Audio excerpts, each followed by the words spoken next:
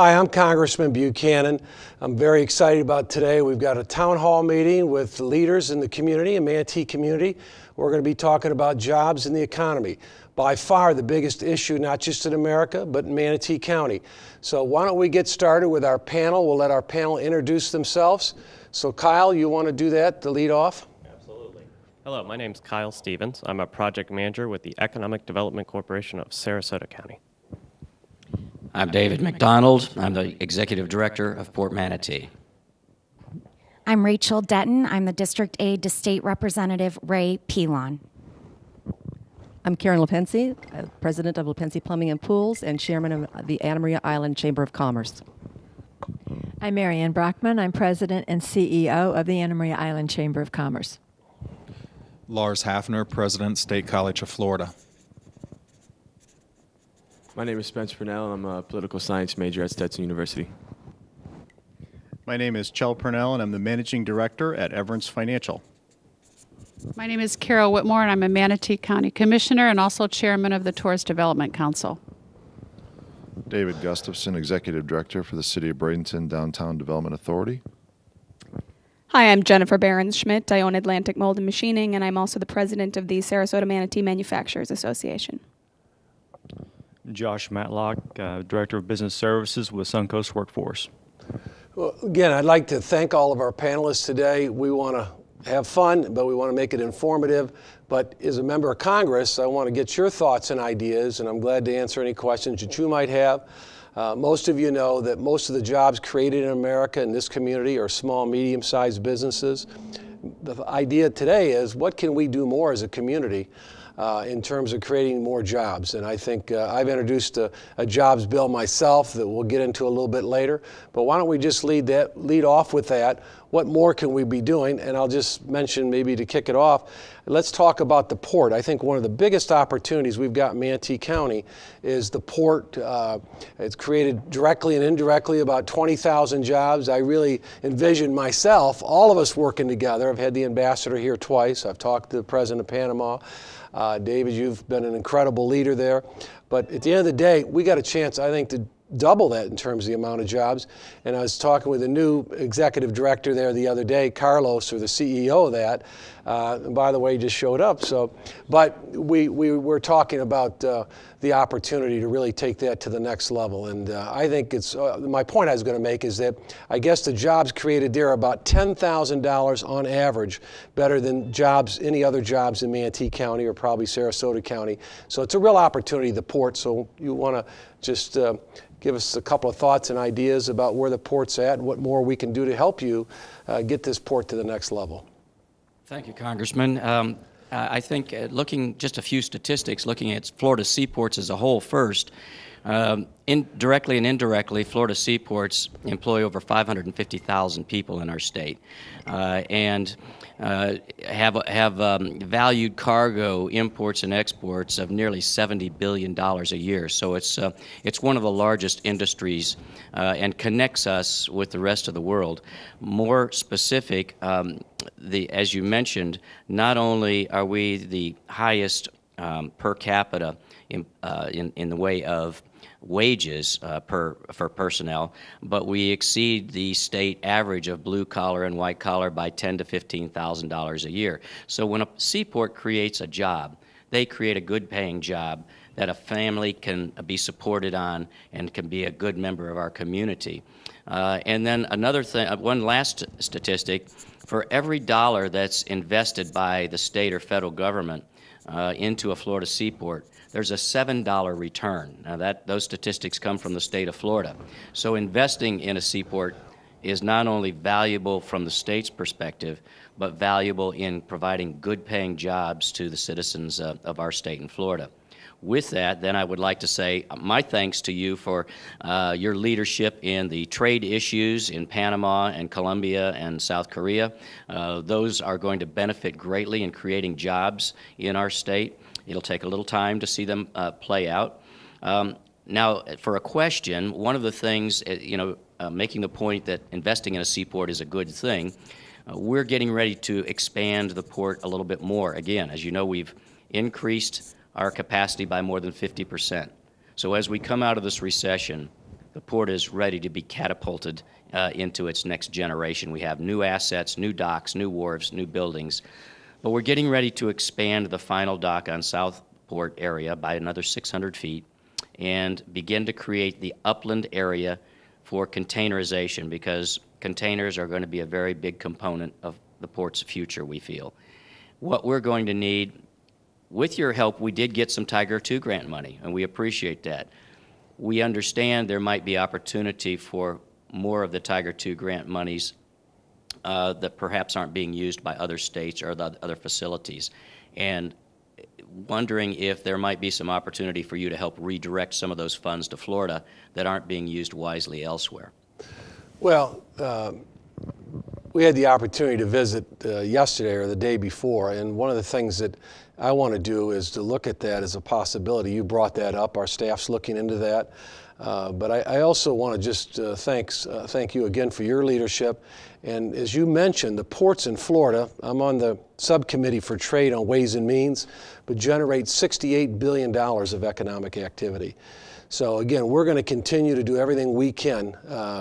We want to make sure you've got a clear plan in place in terms of the next 5 or 10 years. I know you've got one. And with that, I'd like to introduce our guest that came in a couple of minutes late. Didn't get a chance to introduce himself, but he's new. Is it an executive director of the port or president of the port, or what's the... Chief cook and bottle washer, yeah. as they say. Thank you, Congressman. I know Carlos Bucaras, the incoming executive director of Port Manatee, having come from counties to the south there in Port Everglades, very much appreciating the benefits that international trade, as David was pointing out, have on communities and the impact. And we are in the middle here, of a state that is poised for greater growth in international trade.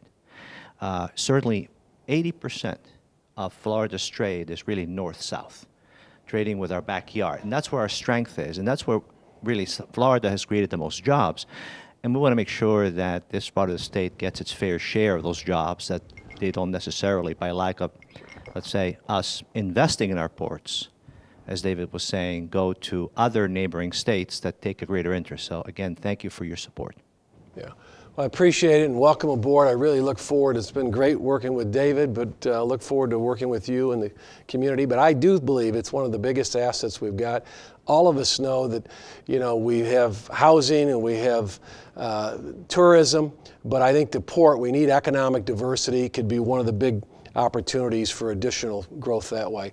Let me mention, Doctor, maybe you could tell us a little about one of the things a lot of people don't realize in Manatee County. I lived up about 20 years, 15 years ago down the street from USF, and how many jobs and economic impact. And we have 4 colleges and university here locally, and of course you're president and CEO of one of the great colleges that we've got here, universities.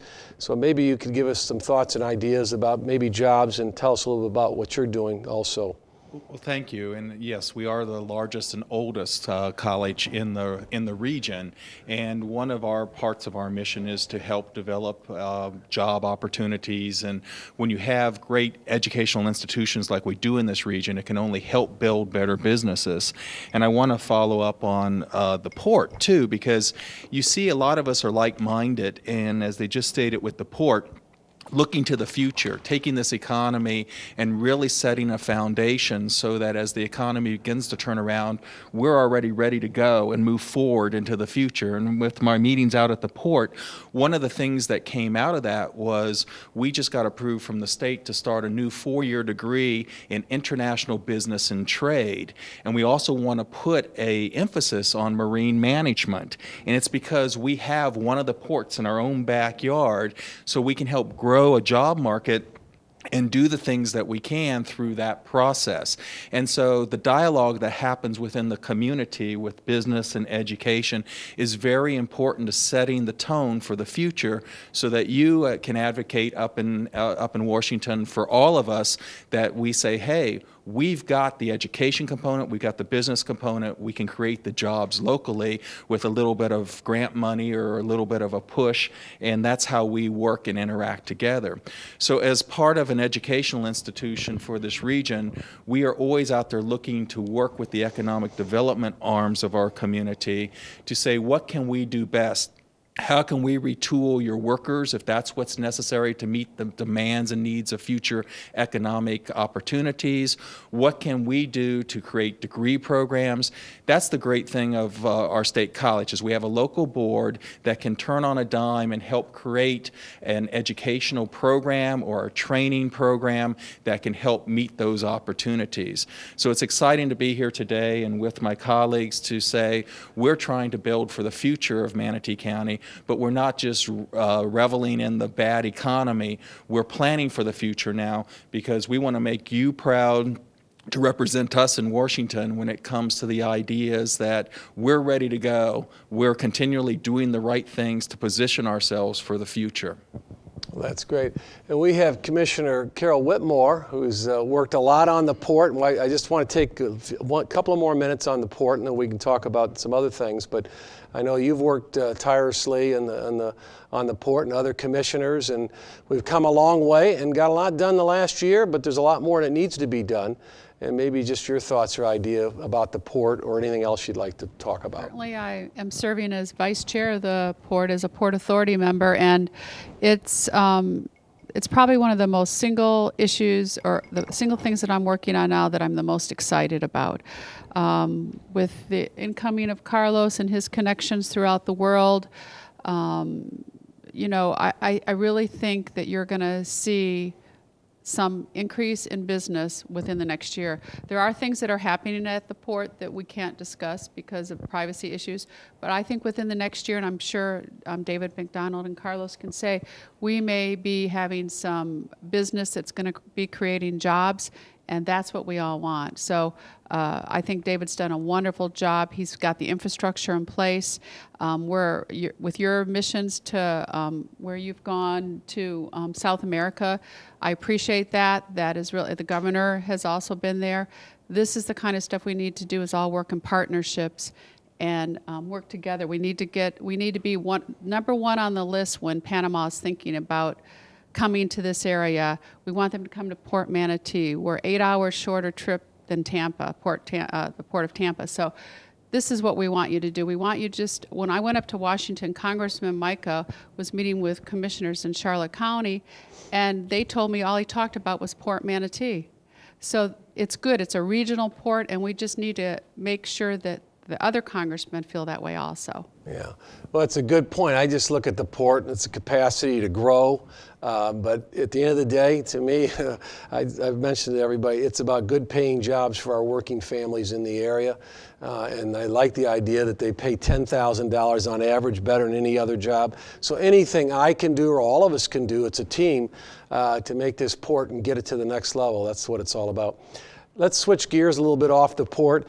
And we've got two of the president of the Anna Maria Island Chamber, the incoming, and the current president. Let's talk about real jobs and small businesses. And I know probably a lot of the businesses, like most chambers, are 10 or 15 employees or less. And you have your own business, maybe both of you do. What could we be doing or should be doing to help small business, or what do you see as the biggest challenge with small businesses on the island of Anna Maria? Well, obviously, it's the economy, as the last few years has truly affected business. We've had so many go under. Those that are still standing today need support. We need to have small business loans that are readily available to us for expansion. As the economy picks up, we want to be able to meet the needs. So if we could have a clear avenue that we know that we can go forward, that would be extremely helpful.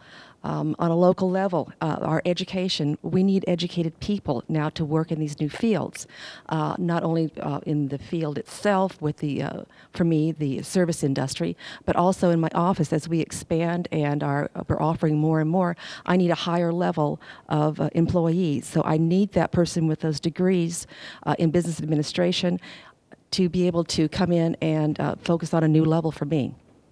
And for the chamber. And speaking for the chamber, we promote small businesses. And how many businesses, just out of curiosity, we have do you a little represent? over 600 in our chamber businesses, now. Geez. Yeah, that's a big chamber.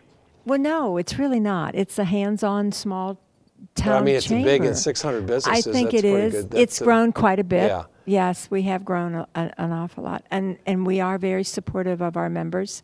It's members helping members. What are their and I biggest think issues, do you think? If you were to collectively survey all the members, what are the top 2 or 3 biggest issues that they're confronted with every day? Wow. They want more tourists, Yeah. more tourism. Traffic problems are kind of a problem out there. The trolley is helping tremendously with the traffic problems. I believe that. I mean, I really do. I think the trolley runs constantly, and it is one of our best assets. Let me throw out, what about affordable health care? Is that a big issue for small businesses? I mean, are you seeing that? A lot of our businesses ask us if we have an affordable health plan that we can recommend to them. The Manatee, the Anna Maria and Longboat Key got together about 10 years ago and got a group of insurance people, and we promoted it to all of our members, and they didn't pay any premiums, so they didn't pay anything. So everybody paid premiums, but they didn't pay any claims. So we stay away from that pretty much as far as recommending. We do have a lot of members that are businesses. I just know over the years, I was chairman of the chamber in the area here, and the number one issue when I was there, it's been a few years back, but I still hear this today, is the cost and the affordability and the availability of quality health care for small businesses. I had a lady at a town hall the other day. She stood up and said, I have 4 employees. My husband and I are paying $2,000 a month for health care. That's just outrageous, $24,000 a year. They can get something less expensive, but I think that seems to be, when I hear, is one of the biggest issues. Let's kick it around. Anybody else questions or comments or anything? Before we move too far off of the port issue, just quickly going back. Why don't you just mention who you're with real quick? Sure. I'm the president of the Sarasota Manatee Manufacturers Association. I also own a small manufacturing company in the Sarasota Manatee region here. Historically, manufacturers are not very good at promoting their sector and giving it the PR it deserves. However, I think it's worth noting that with regard to the port specifically, there is so much opportunity there. It's a fabulous thing to have in our region. And you talk about the port jobs and the wage scale that is available in those jobs and the job opportunities that exist there. And while those are very valuable and worth noting, I think on the bigger picture, that port will operate as goods come in, and that's where the port jobs come from. But the trickle-down effect of having a port like that is that it creates opportunity to export so much goods, so much more than we're currently doing. And those goods that are exported would be manufactured here in this area and can be and are being manufactured in this area. So the opportunity to create growth in the job market in manufacturing, which also pays well above the average wage scale, is very good and great. So I think having some focus on manufacturing, what will make manufacturing stronger, what will make that sector grow, is an important conversation to have. And directing a question to you, one of the biggest hurdles facing manufacturers, not just in Florida or this region, but in the United States, is being competitive in the global market. It's easy to be competitive with some markets in Europe and South America. When you start talking about China, it's a whole nother ballgame, and it's had the biggest impact on manufacturers in this country over the recent decades. I would like to know what your position, thoughts are on trade with China, the way they're currently operating in the global economy, and what you'd like to see in Washington. Well, as I mentioned, I'm on the subcommittee for trade. I got on this year. I'm very excited about that because 95% of the markets are outside the U.S. That being said, we did get 3 trade agreements done. I've been there, this is my 5th year, and we finally got them to the floor for a vote. Panama and Colombia are huge to Florida, getting those done. And of course, Korea, I was in Korea. But at the end of the day, I think as it relates to China, I think we've been out negotiated. These other countries, if you look at all of them, even Korea, what we export and what we import are fairly even, somewhat in the ballpark. With China, they're crushing us. to me, we haven't done a good job. The administration, this one and the Bush administration, I think they talk about free trade, and I'm open to free trade, but it's got to be fair at the end of the day. And I take the attitude, I'm going to go up, because I grew up in Michigan. My father worked in a factory, so manufacturing is a big way of life. It has been in the U.S., and we're losing a lot of our manufacturing jobs, but we need to take the attitude, we need to fight for our companies and our jobs here. And China, there's a lot of things that they do, I think, that are not right, but we need to find out, we need to level that playing field a lot more than we've done. And I really do think China is the big issue going forward. I will say, you look at, a lot of people say, well, the recovery hasn't been as quick as it should be or has been in the past. And part of the dynamic, I think it's a structural change that's going on in our country. When I look at it, we started our businesses back in the mid-70s. It was a lot different for 20 years. China and India are real. I mean, they are out there. They're competitors. We've got to look at them as competitors from an academic and education standpoint and everything else. I mean, that's what has been partly the game changer. So to get back, we need to fight for our jobs and our manufacturing jobs. And I think we got to look at the manufacturing sector. Someone brought up the idea maybe there is no taxes on our manufacturers or something, because they create the jobs, to make sure we can level the playing field a little bit more as it relates to that sector. But I really do think we've got to work more, not just in our region, to get more manufacturing jobs, because they're good paying jobs, but is to fight for people that are in small business and manufacturing. Absolutely, I agree with what you say, and it's important to point out that manufacturing is one of the limited number of sectors in this country that is a wealth generating sector. So when you talk about tourism being down in areas and the economy being what it is, making tourism low, service businesses have seen a decline in their business. Manufacturing jobs generate income. It isn't just a redistribution of income type of sector. So the more manufacturing jobs you have and the more support for the manufacturing industry and sector, the more people are going to be out there filling those restaurants, traveling, filling the hotels. It's a fabulous trickle-down effect. So let me ask you just quickly, what are the biggest three issues? You represent Sarasota, Manatee counties, which is the area I represent. From the manufacturing standpoint, the local manufacturers, what would you say are the three biggest issues that you'd like to have me help or somebody to help as it relates to that? What would be the three biggest things? I would say right now, on a national and international scale, the ability to remain competitive against the Chinese influence in Chinese markets, that's first and foremost. On a big picture. On a local picture, finding qualified workforce is a huge problem. It isn't. We'll talk to the guy in front of you, okay? It is from a skilled production level type of employee that is very difficult to find. We can find people with the college degrees and the engineers. Those are around. We can find entry-level people who have no skills that we're going to stick a lot of time and money into training. But it's those people, there isn't as many of those jobs as there used to be in manufacturing.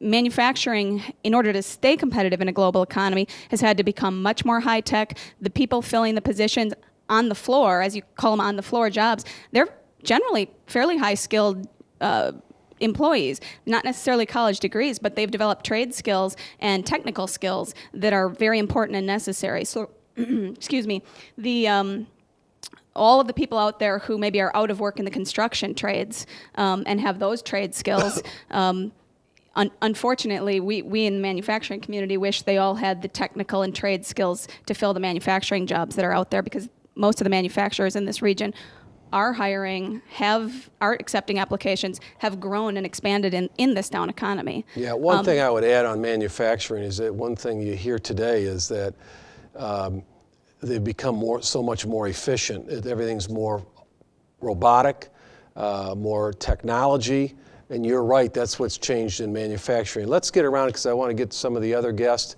Anybody else that would like to make a comment or add something, a question or a comment?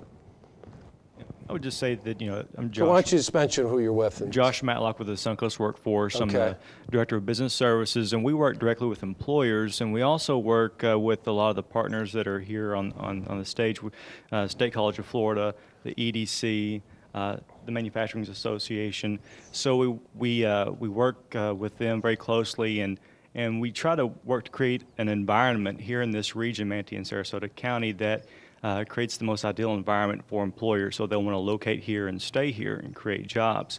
One of the things that we do, for example, with State College of Florida, is we meet with employers and find out what are their needs, where are the skills gaps in the workforce.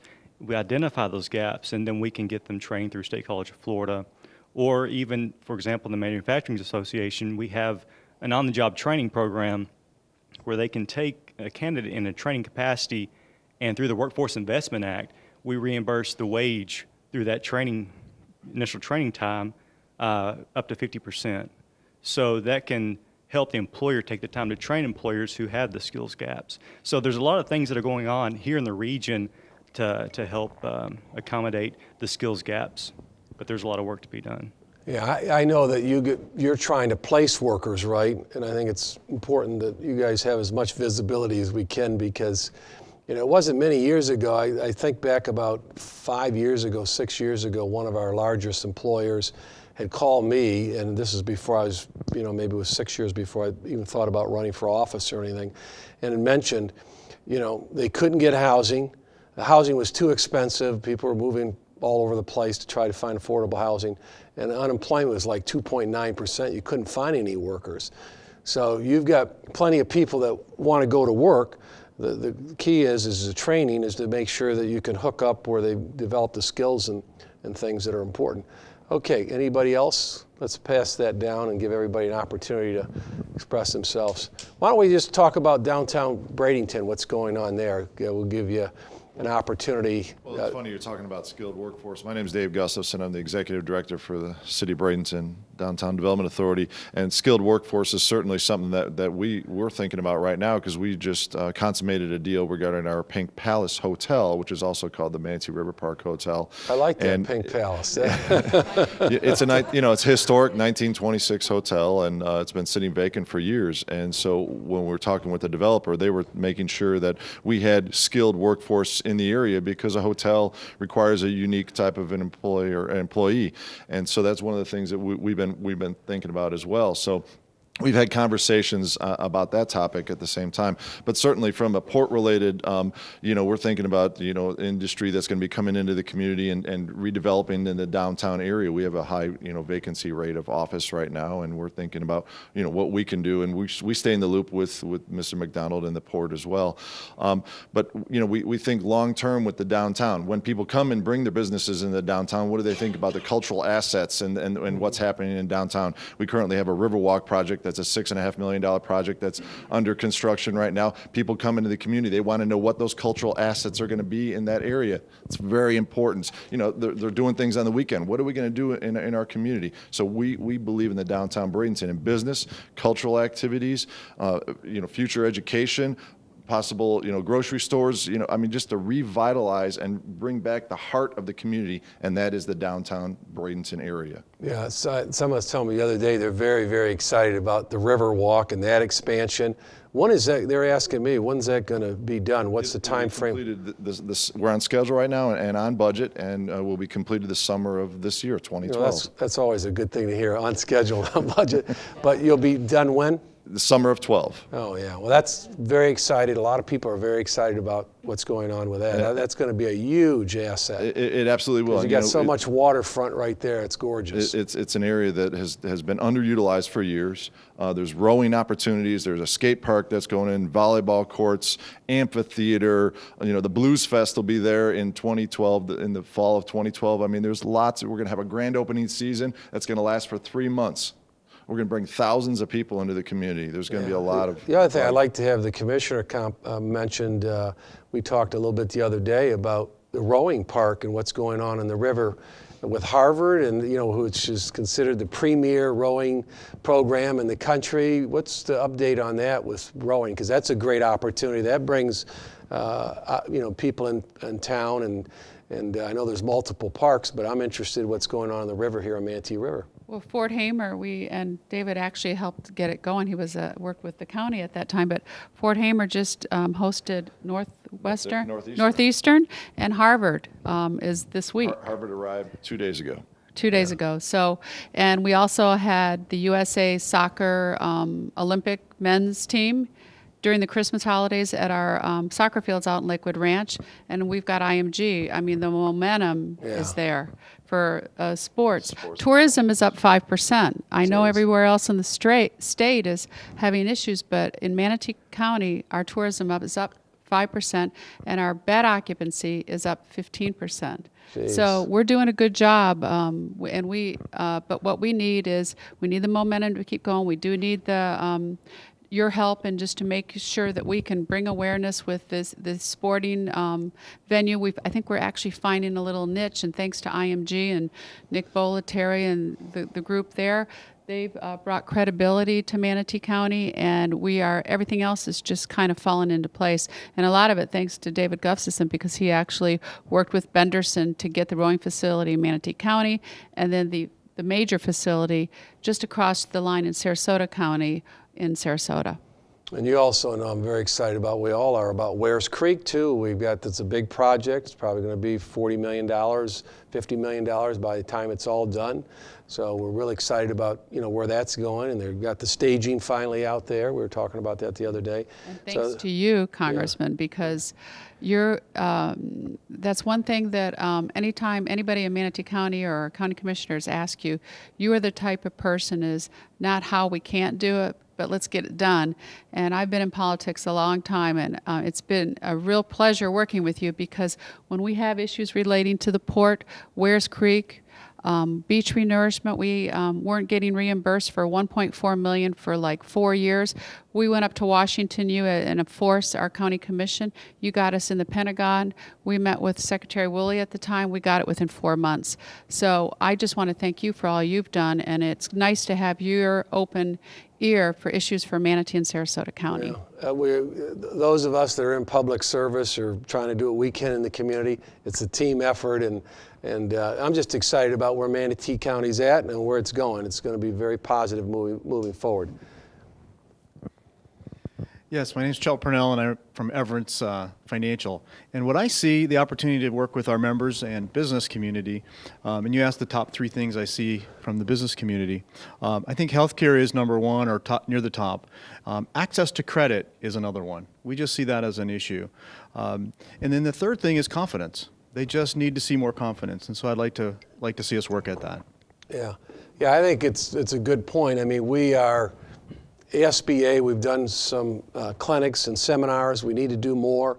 There's no question about it. I mean, 4 or 5 years ago, there was an abundance of credit. Anybody could get credit. And I did a seminar probably 2 years ago with 150 small business people, and I just started off, I thought maybe a third of them would acknowledge, and I said, how many people are challenged with their banks in terms of lines of credit or getting a loan?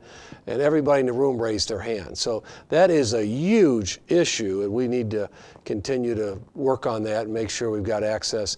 But I do see things in the community getting better. I hear stories where businesses are getting a little bit better.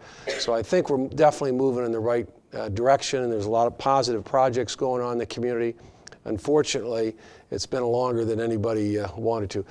Rachel, I'm going to let you say something on behalf of Representative Ray Pilon. Sure, I'm Rachel Detton. I'm the district aide to Representative Pilon in the Florida House of Representatives. We had the governor's State of the State address yesterday for the opening day of the legislative session. It was very positive and encouraging. Representative Pilon is in Tallahassee for the next 2 months, really pushing his 6 bills. We have some excellent bills on the table that would really benefit Sarasota and Manatee counties. And I actually wanted to ask a question on a personal note and a more general question about the economy. I grew up with your son James here in Sarasota and at FSU. Don't. His mother's over here, so be careful. I wanted to ask you a question for the young people, for the people who are graduating college, for us in our upper 20s or early 30s. How do you feel about them moving back to the Sarasota-Bradenton area? Do you feel the economy is improving? Are jobs improving for us? I really want to ask the question for the young people, because they really don't have much of a chance, and we're all wondering. Yeah, well, I can just tell you we need to do a lot more for our young people. I hate to see we get so many great high schools and great kids. You always read about the kid on the front page who got in trouble, but we have a lot of terrific kids. I remember being at a Boys and Girls Club meeting in Bradenton here, and someone said that children make up 25% of the population, but 100% of the future. And we've got to make sure we have opportunities in our community. And that's why it's so important we focus on getting our economy back on track and moving in the right direction. I mean, it's unfortunate. There's not enough jobs right now for a lot of, it's really, because you mentioned you went to school with my son James and Matt. A lot of these kids are coming out of school. They do all the right things, go to school 4 to 6 years, and there's not the opportunities.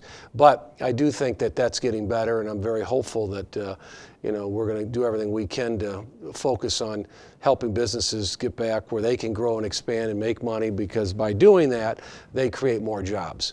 And so, Doctor, why don't you mention? Well, one of the other things that we're trying to do at State College of Florida is listen to the community and develop workforce baccalaureate programs to keep our youth here, because what we've seen is trends where once they graduate our 2-year programs at the college, 70% of them move outside the region to go get their 4-year degree, and then they do have a decision whether to come back or not, and many of them choose to stay in the locale of where they went. So by listening to the community and responding to the needs of the workforce, we're creating these workforce programs such as nursing. Our BSN in nursing that was not offered in this region is now keeping nurses local instead of going off to the university and staying where those high demand jobs are within that region. We're keeping them here in our region. And we're trying to do that with niche degrees that will help in that area. So we too are trying to tool so that our youth continue to be able to live, work, and retire in our own community without having to go away and make the decision whether or not to come back. And if I may, just one other issue is that, and the Congressman has been out to tour our collegiate charter school. We have put an emphasis on first-generation children at that school. 70% of the students in that collegiate school are first generation, meaning that neither parent has a baccalaureate degree. As they start in 6th grade with us and come through upon graduating from high school when they're 18 years old, they will also graduate with an AA degree from the State College of Florida simultaneously. And they've been offered a full ride to Florida Gulf Coast University to be able to complete their baccalaureate degree. But what we're doing is giving kids a dream, a hope, and the power of sight to understand that they can work and work hard now to get their degree and stay once again in the community, because they can come right on through our 4-year programs too at the college that keeps people here. And we think that's an economic driver that's very creative. It's the first in the nation kind of collegiate charter school, and it's right here in our own backyard. And that's an attractor to business also to wanting to come here, because they're always looking at educational opportunities, and our charter school along with our college set the tone for that opportunity. Yeah, it was very impressive when we had a chance to get out and see it. I need to get back because I'm very excited about what you're doing. But in terms of first generation, I remember when I went to college, and that's the first time I ever heard the term first generation. Someone said, "You're at a first generation college." I said, "Well, what is first generation?" They said, 90% of the kids here, their parents never went to college, basically. And that was the case with myself. But I'm so excited about you're doing that, because if there is an equalizer between rich and poor or opportunities, it's education. I'm a big, big believer in that.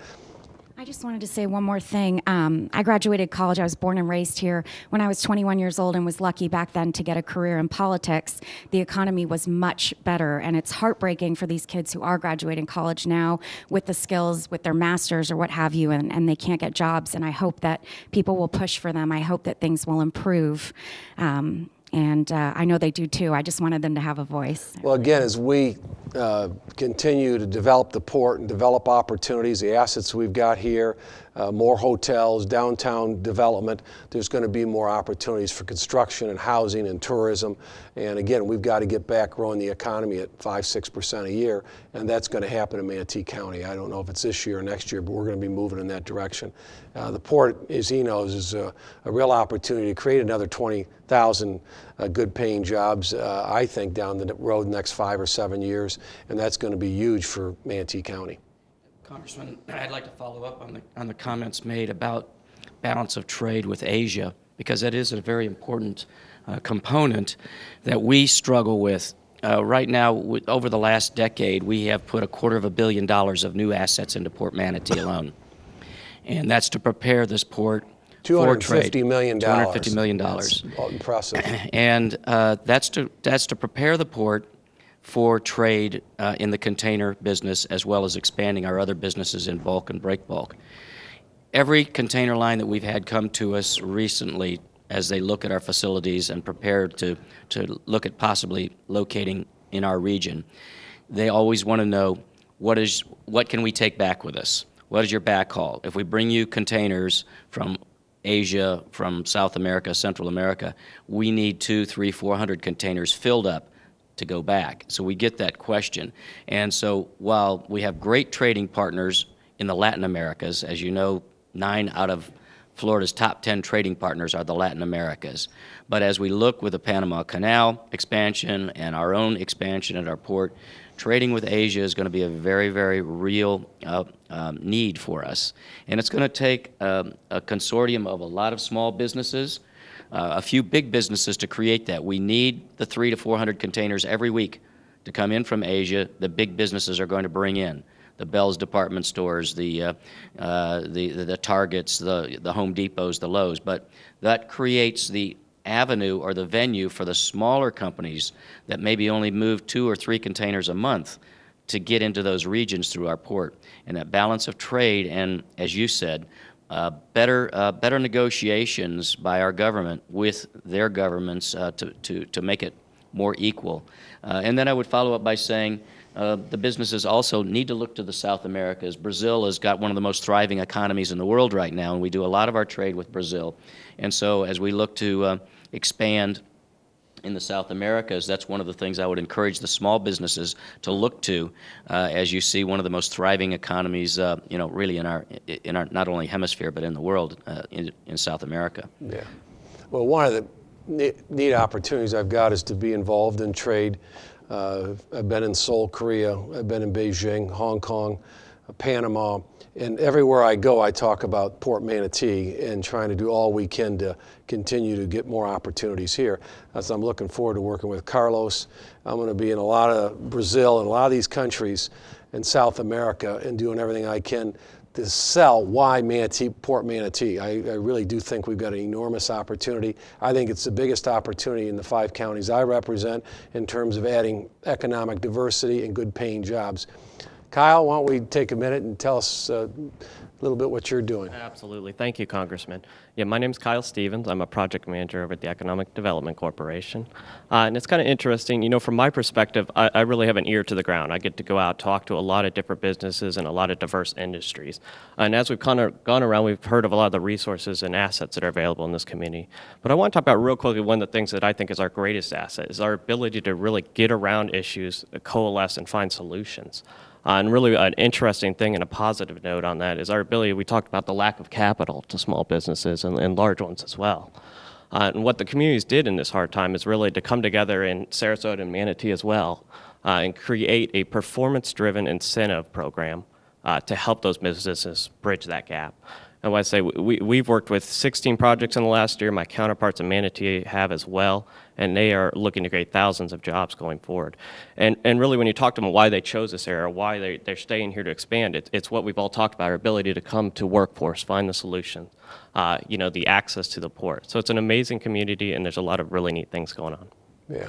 Well, I appreciate your comments on that because I think really, I know that, communities, I see it, whether it's Venice or people I represent, they'll look at their own little area, but we really have to look at it as a region because, that's why I never wanted to see Manatee and Sarasota broke up into different districts because we're one economic region. I mean, you go over the bridge, it's another world.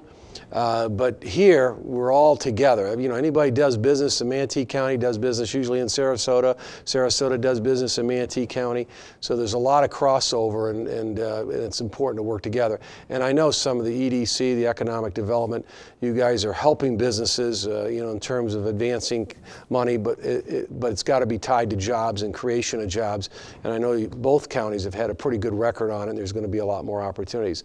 I'm going to give this young guy in the back here a chance. He said he's a political science, going to be a major. What do you do with a political science degree anyway? That's a great question. trying to figure that out. I actually just did a semester abroad in Washington, D.C., so I just spent So are you from here or just? I'm from here, yes. I'm originally from Pittsburgh, but this is my dad here, actually. Charles, okay. My dad, and yeah. This So is your my dad hometown. brought you to work today or what? Something like that, yeah. But no, I live here, and I was a basketball player here. I went to Bradenton Christian High School, and then I went to Stetson University to play basketball, and I played basketball there for a few years. And I picked political science up as a major. Found it really interesting. But going back to what they were talking about, sort of the educational and, you know, jobs and young students having a hard time finding jobs, even with master's degrees and everything like that. And the problem that I see, especially being at Stetson, a liberal arts college, is that a lot of kids, even me as a junior, I just was signing up for classes for the second half of my junior year, and they're encouraging me to take classes, you know, like history of ancient Greece. As a 21-year-old trying to find a job, paying $6,000 to take history of ancient Greece isn't really getting me anywhere in a job market. And I speak for a lot of the kids at the college. I feel like take classes. Now, did your dad tell you to say that? Your dad put you. What do you take ancient Greek history for? I mean, it's great. It's interesting. It's fun to learn. But I feel like what I hear from everyone saying is that we're really in a time where we're in a tight situation, and jobs are tough to come by. And maybe that education system or that type of education is maybe something that is part of the past or needs to be reformed or looked at, because kids really are graduating from Stetson, and they're intelligent kids, they're bright kids, they know a lot of stuff, and they end up going to being a cashier at Walgreens or wherever they can get a job. Yeah. Anybody's getting a job anywhere as they can. So I like the idea of State College of Florida doing things that are giving kids actual skills to go and get jobs and careers that they're passionate about and that they really care about, rather than just working somewhere where they can get paid, you know what I mean, and giving kids education, giving them tools to really advance a career that they're really interested in. Yeah. Well, I know, like a lot of our top universities, as you know, the four-year degree is more liberal arts. They all expect them to go on and get a graduate degree and specialize in medicine or law or business or something else. But the neat thing about what your college is doing here locally is, like in terms of nursing, you can plug in and get a real job, but more importantly, not just a real job, but that pays real money. Because it's hard to come out, a kid, and make $10,000 or $20,000 a year. You know, you want to come out and maybe someday have a family. You got, and nurses, for example, they can make a good wage, and you can plug them right in right away. So that's why I think it's important that we all talk. Let's look at the opportunities we've got here, where kids can get real jobs that pay real money. Whether it's the trade schools, I mean, we always talk about the university. Not every kid might go to the university. Maybe they're just not equipped to go to the university, but they need to get a skill set, a trade or something. I know in our business we have technicians making $100,000 a year and $70,000 a year. So there's real opportunities for kids, but they've got to make sure they come out with something that it's applicable to what they're going to do and their passions. Commissioner? Congressman, I think this gentleman right here should have your ear in Washington. What he said just now is totally true, and I think it's refreshing, and it's nice to hear the facts, and that's what we all strive on, is to know what's really going on and what is needed so that our kids can make a career of themselves, because people my age are probably taking their jobs and not retiring sooner like we used to. So it's very refreshing to hear comments from this gentleman over here. Yeah. I just say my nephew graduated from Bradenton Christian. It's a great school. We got a lot of great schools in Manatee County, but that's really a gem. Hey, we got a few minutes left. Carlos, I want to come back to you and give you a little more opportunity just to talk about a little bit what you've been doing for quite a few years and your vision for the port, because I know we've spent some time on the port, but I really do think this is a big opportunity, a big part of the Manatee County's future. So maybe you could just share initially where can we go in terms of jobs and opportunities with this port? Thank you, Congressman. I think the opportunities for export and the manufacturing sector in particular to be able to export are key components of a recovery. No single recovery has been done purely on internal. They have to be able to export. And as an example, in the port where I came from before, we were very lucky. We had a $2.5 billion trade surplus. So our exports exceeded our imports by $2.5 billion. Each $250,000 created a full-time job, and that's a direction I think we need to take. And how many jobs were at that port? I mean, it's a big port. So the port itself had 120,000 jobs. So, and it's a port in Florida. So any port in Florida, because of its location as a peninsula, has similar opportunities. What was unique was that we had so many export jobs. And those exports were of U.S. manufacturers.